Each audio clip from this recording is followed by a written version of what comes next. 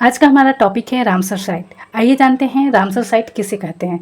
तो एक ऐसी वेटलैंड यानी आर्द्र भूमि या जो नम स्थान होते हैं, एक ऐसा स्थान जिसको अंतर्राष्ट्रीय महत्व मिला हो, अंतर्राष्ट्रीय स्तर पर उसको महत्व दिया गया और कई सारे वनस्पति जीव जंतु का घर हो, निवास स्थल हो, वैसे वेटलैंड को हम रामसर साइट के नाम से जानते हैं। यह कब बना था? तो यह 2 फरवरी 1971 में ईरान के शहर रामसर में एक बैठक होती है, जिसके तहत यह निर्णय लिया गया कि पूरे विश्व में जो भी रामसर साइट हैं उनको एक महत्वपूर्ण दर्जा दिया जाएगा या मान्यता दिया जाएगा।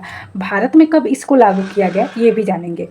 1975 में इस फैसले को पूरे सदस्य देशों में लागू कर दिया गया। ठीक है, उसके बाद भारत इससे कब जुड़ा रामसर साइट में?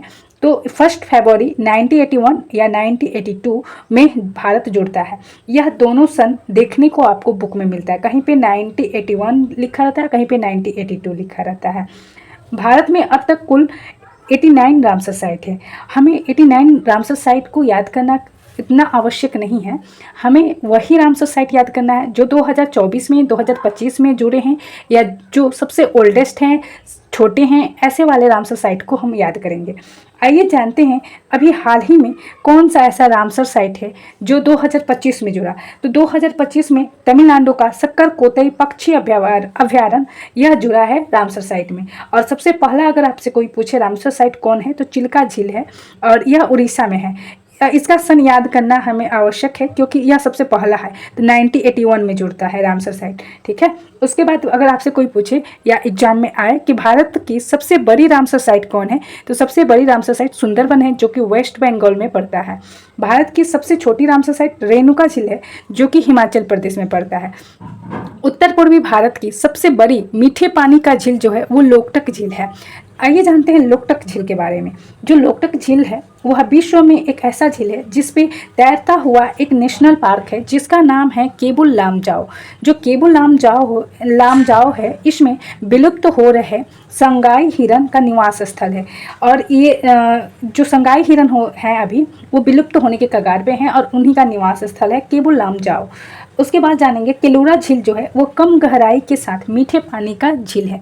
अब हम इसे जानेंगे मैपिंग के द्वारा कि कौन सा रामसर साइट कब जुड़ा है। आइए जानते हैं मैपिंग के द्वारा। यहाँ पे आप देख रहे हैं भारत के सभी रामसर स्थलों को। सबसे पहले हम जानेंगे किस राज्य में कौन से हैं, जो महत्वपूर्ण होगा उन्हीं को जानेंगे, बाकी को जानना उतना आवश्यक नहीं है। इतने सारे रामसर साइटों को याद करने का कोई मतलब नहीं बनता है। एग्जाम ओरिएंटेड हमें याद करना है या जो हाल फिलहाल में जुड़े होंगे या जो लार्जेस्ट हैं उनको याद करना है। आइए जानते हैं लद्दाख का। सबसे पहले लद्दाख का जान लेते हैं। इसमें है सो मैरीन झील और है सो कर आर्द्र भूमि क्षेत्र। ये 2 रामसर साइट लद्दाख में पाए जाते हैं।